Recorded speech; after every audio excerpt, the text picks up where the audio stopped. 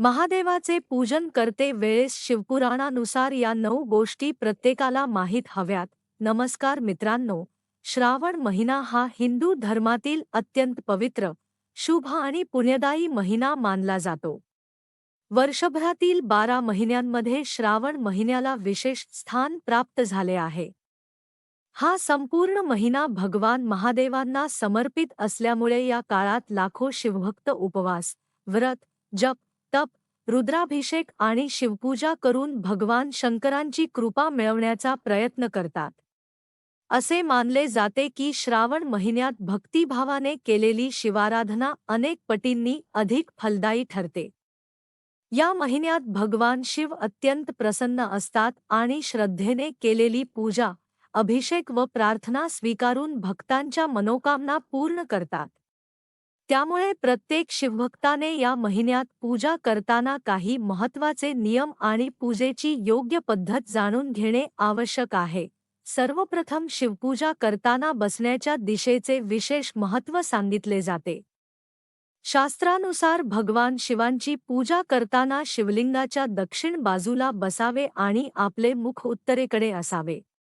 उत्तर दिशा ही देवतांची दिशा मानली जाते आणि भगवान शिवांची आराधना या दिशेकडे तोंड करून केल्यास तिचे विशेष पुण्य प्राप्त होते. अनेक धार्मिक ग्रंथांमध्ये याचा उल्लेख आढळतो. त्यामुळे शक्य असेल तेव्हा योग्य दिशेचे पालन करूनच शिवपूजा करावी. शिवमहापुराणामध्ये असेही वर्णन केले आहे की भगवान शिवांची पूजा करण्यापूर्वी शरीर आणि मन दोन्ही पवित्र असणे आवश्यक आहे. सकाळी स्नान करून स्वच्छ व शक्यतो हलक्या रंगाचे किंवा शुभ मानले जाणारे वस्त्र परिधान करावेत. शिवभक्ताने आपल्या कपाळावर भस्म किंवा विभूती लावावी.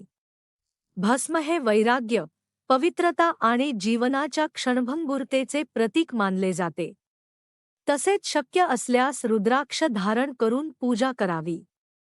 रुद्राक्षाला भगवान शिवांचे स्वरूप मानले जाते. श्रद्धेने रुद्राक्ष धारण करून शिवनामाचा जप केल्यास मन शांत राहते आणि आध्यात्मिक प्रगती होते. अशी श्रद्धा आहे.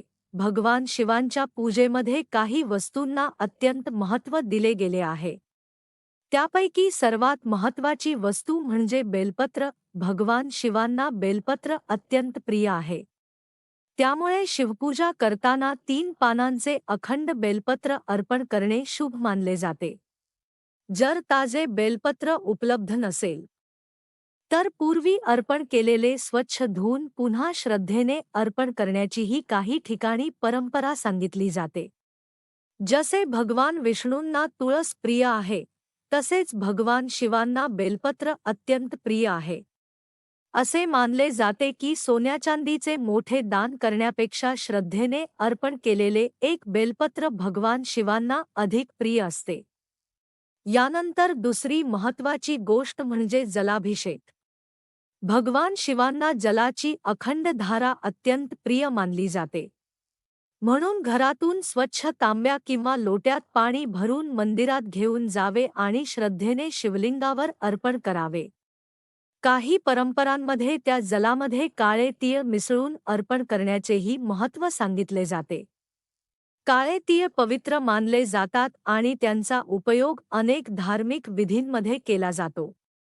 भगवान शिवांना जल अर्पण करताना नमः शिवाय किंवा नमो भगवते रुद्राय या मंत्रांचा जप करत राहिल्यास पूजा अधिक फलदायी होते.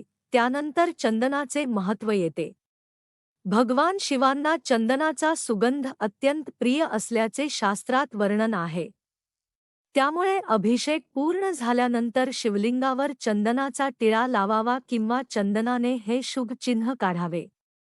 काही भक्त बेलपत्रावरही चंदन लावून ते भगवान शिवांना अर्पण करतात. श्रद्धेने केलेले हे अर्पण जीवनातील अनेक संकटे दूर करण्यास आणि मनाला शांती मिळवून देण्यास सहायकारी मानले जाते. भगवान शिवांच्या पूजेमध्ये काळ्या तिळांचेही विशेष महत्त्व आहे.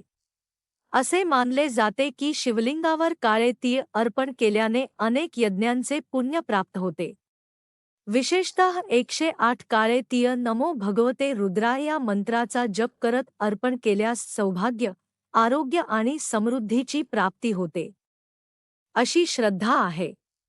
तीळ हे पवित्रतेचे आणि पापक्षालनाचे प्रतीक मानले जातात. यानंतर दीपदान करणे अत्यंत शुभ मानले जाते. भगवान शिवांसमोर तुपाचा किंवा तिळाच्या तेलाचा दिवा लावल्याने अज्ञानाचा अंधार दूर होऊन ज्ञानाचा प्रकाश प्राप्त होतो, अशी धार्मिक मान्यता आहे. दीप म्हणजे प्रकाश, आशा आणि सकारात्मकतेचे प्रतीक. त्यामुळे शिवपूजेनंतर काही वेळ दिव्याची ज्योत शांतपणे पाहत भगवान शिवांचे स्मरण करणे लाभदायक मानले जाते. पुष्प अर्पण करण्यालाही विशेष महत्त्व आहे.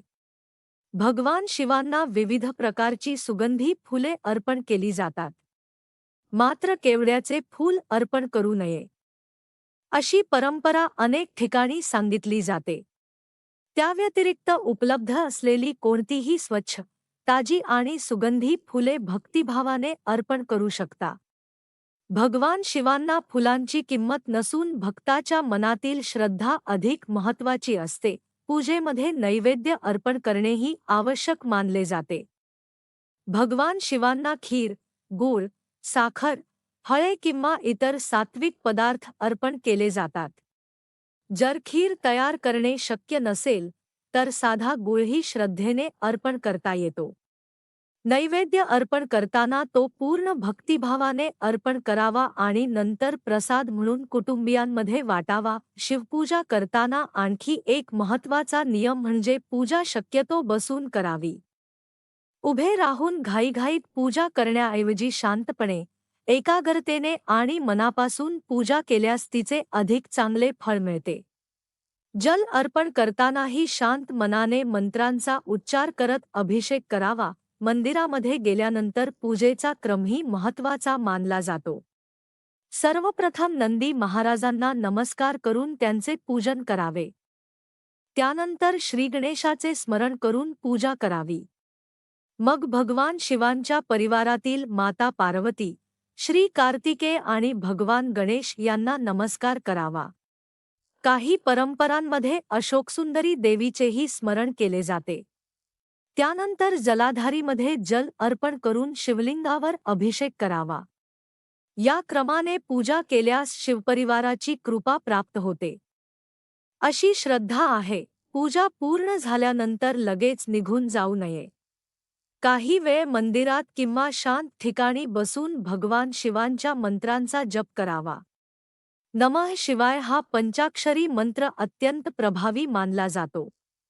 या मंत्राचा जप केल्याने मन स्थिर होते, मानसिक तणाव कमी होतो आणि भगवान शिवांची कृपा लाभते, अशी श्रद्धा आहे. तसेच पूजेनंतर आपल्या सामर्थ्यानुसार दक्षिणा किंवा दान करणेही पुण्यदायी मानले जाते. मंदिरात किंवा गरजू व्यक्तींना अन्नदान, वस्त्रदान किंवा आर्थिक मदत केल्यास त्याचे पुण्य अधिक वाढते. भगवान शिवांना केवळ मोठमोठे अर्पण नव्हे, तर भक्ताच्या मनातील श्रद्धा, नम्रता आणि सेवा अधिक प्रिय असते. मित्रांनो, श्रावण महिन्यातील प्रत्येक सोमवार, प्रदोष व्रत किंवा इतर शुभ दिवशी भगवान शिवांची भक्तिभावाने पूजा केल्यास जीवनात सकारात्मक ऊर्जा निर्माण होते, मनाला शांती मिळते आणि आत्मविश्वास वाढतो. मात्र हे लक्षात ठेवणे आवश्यक आहे की पूजा केवळ विधीपुरती मर्यादित नसून आपल्या आचरणात सत्य, संयम, दया, क्षमा आणि सदाचार असणे हेही भगवान शिवांना तितकेच प्रिय आहे. म्हणूनच श्रावण महिन्यात भगवान महादेवांची पूजा करताना योग्य दिशा, स्वच्छता, श्रद्धा, बेलपत्र, जलाभिषेक, चंदन, काळे तीळ, दीप, पुष्प, नैवेद्य, मंत्रजप आणि दान या सर्व गोष्टींचे महत्त्व लक्षात ठेवा. परंतु सर्वात महत्त्वाची गोष्ट म्हणजे पूजा मनापासून आणि निष्कपट भक्तीने करणे. कारण भगवान भोलेनाथ हे आशुतोष आहेत. ते भक्ताच्या मनातील शुद्ध भावनेवर प्रसन्न होतात. श्रद्धेने केलेली छोटीशी पूजा देखील त्यांना स्वीकार्य असते आणि अशा भक्तांवर भगवान शिव सदैव आपली कृपादृष्टी ठेवतात.